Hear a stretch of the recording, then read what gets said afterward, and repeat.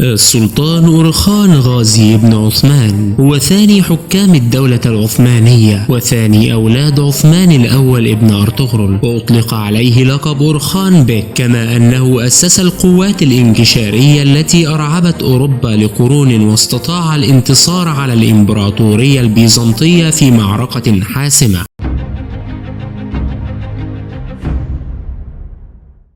ولد السلطان أورخان غازي في عام 1281 ميلادية في مدينة سوغوت بالأناضول، وتوفي في عام 1360 ميلادية في مدينة بورصة بالأناضول. ووالدة السلطان أورخان غازي هي مال خاتون، كما أنه تولى حكم الدولة العثمانية لمدة 34 عاما من عام 1326 حتى عام 1360. شارك أورخان غازي بك في عدة حروب ومعارك خلال فترة حكم والده عثمان بن أرطغرل، وكانت آخر الحروب تلك هي حصار مدينة بورصة، والتي تم فتحها عام 1326 ميلادية مع نهاية عهد عثمان بن أرطغرل. وعلى الرغم من كون أورخان هو ثاني أبناء عثمان بن أرطغرل، إلا أنه أوصى أبوه له بالحكم من بعده، وذلك لخبرته العسكرية وحبه للجهاد، ولم يوصي بالحكم لأكبر أولاده علاء الدين باشا لكونه معروف عنه الزهد والورع والميل للعزلة. وبعد عثمان بن أرطغرل اجتمع أمراء وقادة الإمارة العثمانية مع أولاده، حيث اقترح أورخان تولي أخوه الأكبر علاء الدين الحكم بدلا منه، لكن علاء الدين رفض ذلك ولم يعارض تولي أورخان غازي بن عثمان للحكم، لأنه كان يرى أن أورخان غازي بن عثمان هو الأنسب للمنصب منه بسبب نجاحاته وخبراته العسكرية، فوافق الأمراء على قراره. وبهذا أصبح أورخان غازي بن عثمان ابن أرطغرل عام 1326 حاكما على الدولة العثمانية بشكل رسمي وهو عمره 40 سنة. تجنب الأخوين أورخان غازي وعلاء الدين الدخول في صراع فيما بينهم على الحكم، واتفقوا على اقتسام السلطة فيما بينهم، وأن يكون الحكم والقيادة العسكرية لأورخان، وتكون الإدارة المدنية والوزارة والشؤون الداخلية لعلاء الدين، والذي منحه السلطان أورخان غازي بن عثمان لقب باشا. وعلاء الدين هو أول من حمل لقب باشا في التاريخ العثماني، وأول وزير أعظم في تاريخ الدولة العثمانية. وبهذا تفرغ السلطان أورخان غازي بن عثمان للفتوحات ورفع راية الدولة العثمانية. وكانت أول أعمال السلطان أورخان غازي بن عثمان بعد فتح مدينة بورصة عام 1326 بشكل سلمي هو نقل مقر عاصمة الدولة العثمانية إليها، بعدما كانت العاصمة في مدينة سوغوت ومدينة ينيشهر قبل ذلك. وفي ذلك الوقت كانت الإمبراطورية البيزنطية دخلت في حرب أهلية استمرت لمدة 8 سنوات، ابتداء من عام 1321 وحتى عام 1328 ميلادية، والتي أدت إلى زيادة مشاكل وضعف الإمبراطورية البيزنطية أكثر وأكثر. فقرر السلطان أورخان غازي ابن عثمان استغلال الفرصة والقيام بفتح الأراضي البيزنطية وضمها إليه، فبدأ بإرسال جيش بقيادة كل من الغازي عبد الرحمن وكونور ألب إلى منطقة كوجابالي الواقعة بين بحر مرمرة والبحر الأسود، واستطاع الجيش ذلك فتح مدينة صبنجة وأدبازاي وسمندرة، وضم المنطقة بالكامل للحكم العثماني. وبعد تلك الفتوحات العثمانية أصبحت الإمبراطورية البيزنطية لا تمتلك في الأناضول وقارة آسيا إلا 2 من المدن الرئيسية، هم مدينة نيقيا ومدينة نيكوميديا المعروفة باسم إزمت حاليا. وبتلك الفتوحات أصبحت الجيوش العثمانية بالقرب من مدينة القسطنطينية. في تلك الفترة كان الجيش العثماني الذي يقوده السلطان أورخان غازي بن عثمان هو جيش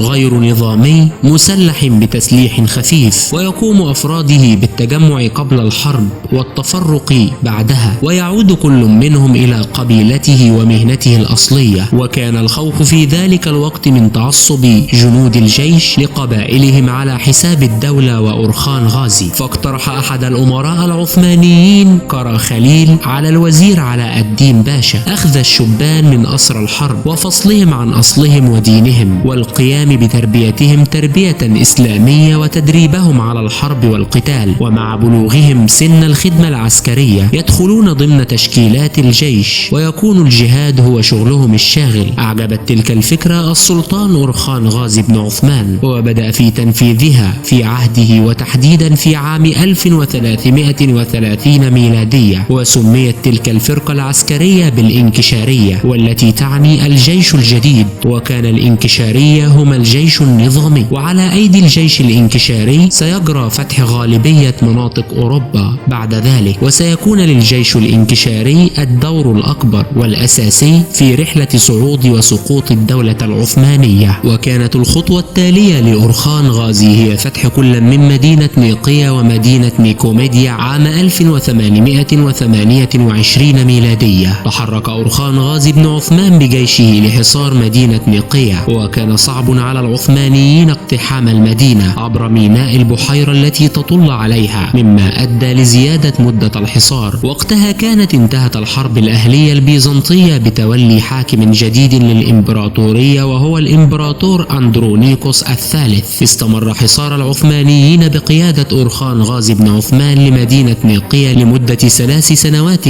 كاملة حتى عام 1331 ميلادية. وبعد ذلك الانتصار الكبير على الروم عاد أورخان غازي بن عثمان وشدد الحصار على مدينة نيقيا مرة أخرى، وأدرك سكانها استحالة وصول أي إمدادات من القسطنطينية، فاضطروا لإعلان استسلامهم وفتح أبواب المدينة للمسلمين. ولم يحاول أي منهم مقاومة الجنود العثمانية. وفي 1 من جماد الأول لعام 731 هجرية الموافق 2 من مارس عام 1331 سقطت مدينة نيقيا عاصمة سلاجقة الروم القديمة، والتي احتلها الصليبيون قبل أن تقع في يد السلطان أورخان غازي بن عثمان بن أرطغرل. أظهر السلطان أورخان غازي بك تسامح كبير مع سكان نيقيا، وترك لهم حرية الإقامة فيها أو مغادرتها، وأصلح ما تهدم من مباني وأسوار المدينة، وحول بعض كنائسها إلى مساجد، وأسس فيها هو وزوجته نيلوفر خاتون مجموعة جديدة من المدارس والتكايا للفقراء،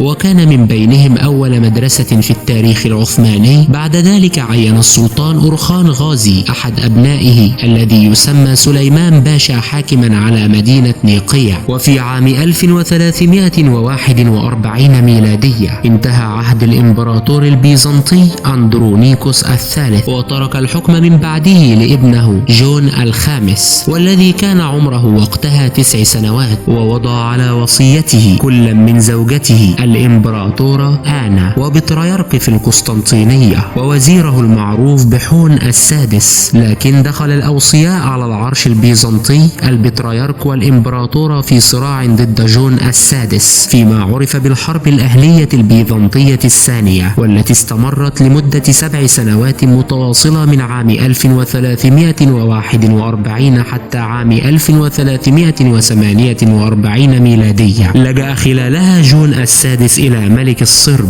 ستيفان دوشان، والذي قدم له المساعدة العسكرية، واستطاع جون السادس بدعم منه تحقيق النصر في البداية، وأعلن نفسه إمبراطور في مدينة أديرنا. لكن تعقدت الأمور أكثر، وقرر الصرب التخلي عنه ودعم الإمبراطور الصغير جون الخامس، واستغلوا الصراع البيزنطي الداخلي لصالحهم، واحتلوا أجزاء كبيرة من الإمبراطورية البيزنطية في ألبانيا ومقدونيا، ودخلت مملكة بلغاريا على خط الصراع، واحتلت مناطق في إقليم تراقيا شمال وغرب أديرنا، وشنت إمارة صاروهان الإسلامية غارات بحرية على سواحل الإمبراطورية البيزنطية في بحر إيجا. فلم يكن أمام جون السادس إلا طلب المساعدة من الإمارة التركمانية في الأناضول، وعلى رأسهم إمارة بنو آيدن وحاكمها عمر بك، والذي دعمه بأسطوله البحري وهاجم به شواطئ مملكة بلغاريا. وفي عام 1345 ميلادية طلب جون السادس المساعدة من الإمارة العثمانية العثمانية بالنصيحة من عمر بيك، وذلك بأن عمر بيك كان منشغلا بقتال حملة صليبية ضده في مدينة إزمير، فعرض جون السادس على أورخان بيك أن تكون ابنته تيودورا زوجة من زوجات السلطان أورخان غازي بن عثمان مقابل منحه 6000 جندي. استجاب السلطان أورخان غازي بن عثمان لطلبه وأرسل القوات العثمانية التي طلبها، ولتسهيل عبور الجيوش العثمانية إلى بلاد الروم قرر السلطان أورخان غازي بن عثمان ضم بقايا إمارة قراسيا بشكل نهائي ولأول مرة في التاريخ وبطلب رسمي من الإمبراطور البيزنطي تعبر الجيوش العثمانية إلى أوروبا. واستطاعت القوات العثمانية وجون السادس تحقيق الانتصار على جيش جون الخامس المدعوم من البلغار والصرب، وتمكن جون السادس من دخول القسطنطينية بدعم من أنصاره والسيطرة عليها. وانتهت الحرب الأهلية البيزنطية بتزويج هيلينا ابنة جون السادس من جون الخامس، وأصبح جون السادس هو إمبراطور بيزنطة. ومع حلول عام 1349 ميلادية نصب ملك الصرب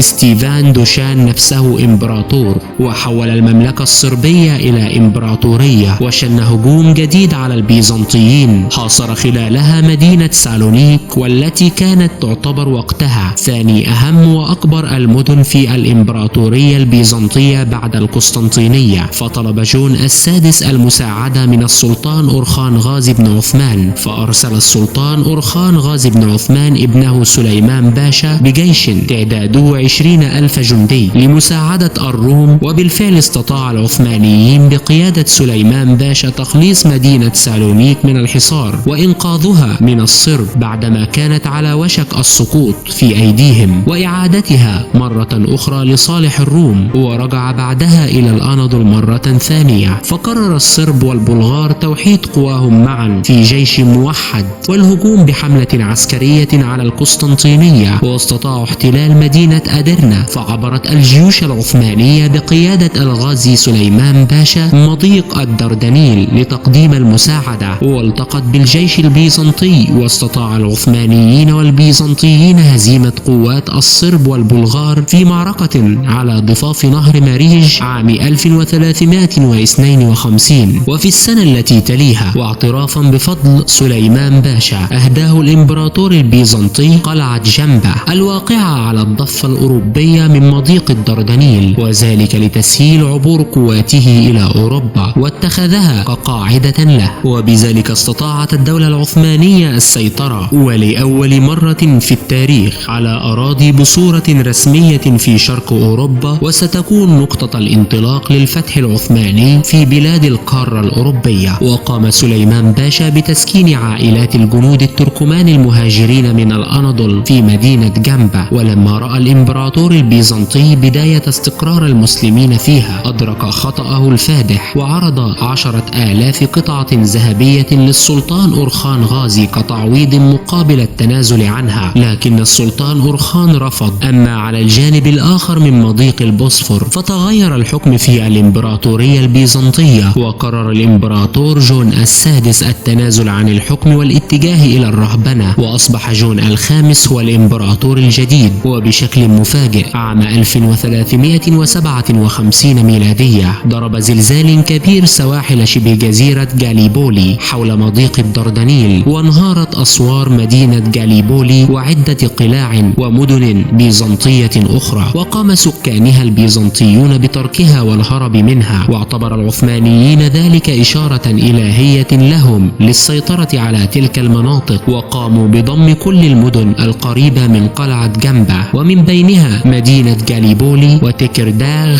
وغورلو وكيشان. وبعد ضم شبه جزيرة جاليبولي بفترة قصيرة انتهت حياة ابن أورخان غازي الأكبر سليمان باشا، وصارت ولاية العهد من بعده إلى أخوه مراد الأول. توفي السلطان أورخان غازي بن عثمان في عام 1360 عن عمر يناهز 80 عاما. عاش خلالهم أورخان حياة زهد أقرب إلى حياة المتصوفين، ولم يلقب بالسلطان رغم شيوع اللقب داخل المؤلفات التي تكلمت عنه، وإنما عرف بلقب به. إن أعجبكم الفيديو لا تنسوا الاشتراك بالقناة وتفعيل الجرس ليصلكم كل جديد. دمتم في رعاية الله، والسلام والسلام عليكم ورحمة الله وبركاته.